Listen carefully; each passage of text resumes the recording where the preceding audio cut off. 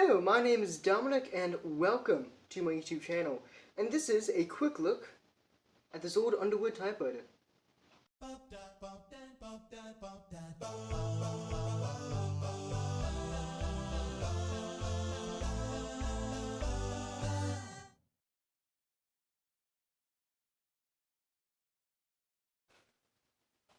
Before we start this video, I want to apologize in advance if I make any errors in the information about this typewriter. Information on old typewriters is becoming increasingly harder to find for exact models. However, with that out of the way, let's dive right into this one. The serial number of this typewriter suggests it was built in 1955 or the 50s. However, the lack of detailing and those little extra bits you find about the screws and stuff suggests it was built during the Second World War. So in other words, I have no idea when it was made. However, I can justify it was made last century. Let's move on to typing. Typing on this feels like you're typing on an anvil. It's extremely heavy and bulky, and no matter how hard you fiercely type or move it or push it or slap it, it won't move, even if you want it to. However, there are some amenities to this typewriter. For instance, you do get quite a selection of key strength positions. 7 of them, for exact. Usually you only get 3. You also get this pleasing lever that will allow you to wind the ribbon.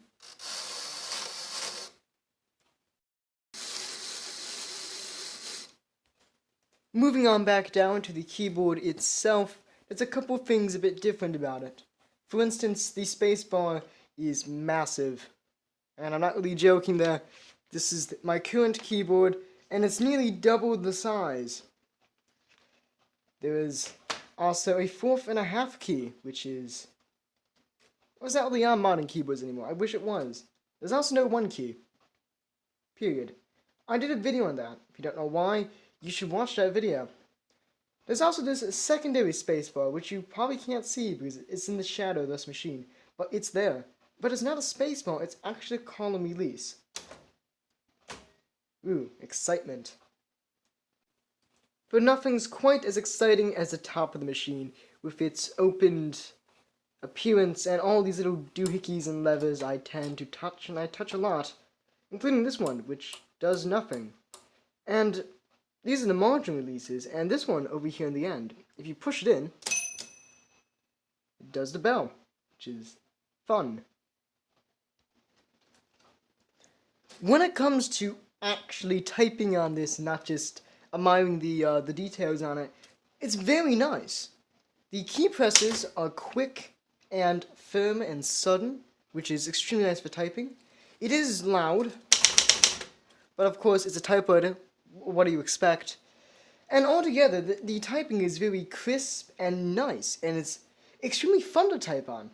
Especially with it being so heavy, it takes a lot of pressure and oomph to pull that back, and it makes all that noise, and altogether, it's a great typewriter to type on. Would I recommend it? Well, if you're a beginner, I wouldn't. Even though it's nice to type on, and it's fun to look at, and is definitely a great centerpiece for your desk, it is expensive, bulky, heavy, hard to find, and often when you do find it, it's broken. I was extremely lucky. I managed to find this one, and the previous owner took terrific care of it. As you can see, I didn't fix it up or anything. However, I've heard other people who try to find this typewriter or similar Underwood typewriters, and often they're completely rusted out, or they're missing keycaps, or they're broken in one way or another. And parts for these old typewriters, they're getting hard to find. However, if you're a lot more experienced with typewriters, I would recommend it, because it is kind of a fun side project to work on, to try to get it up and running again. In conclusion, it's a very nice typewriter. It's fun to type on, fun to have, and it's a great centerpiece for your desk. It's also not for noobs. But before I end this video, I want to apologize, for I have not been posting a lot of videos recently. The last one I posted besides this one was about 5 weeks ago, and I want to apologize for that. Either way, with that out of the way, thank you for watching.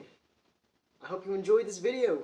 So like, subscribe, comment, and until next time, thank you for watching. I think I said that twice.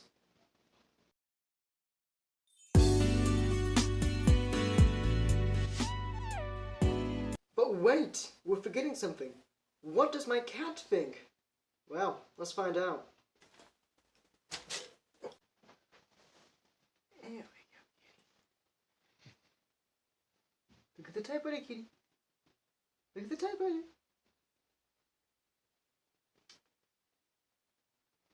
It appears that she doesn't care, which is a good sign for cat language.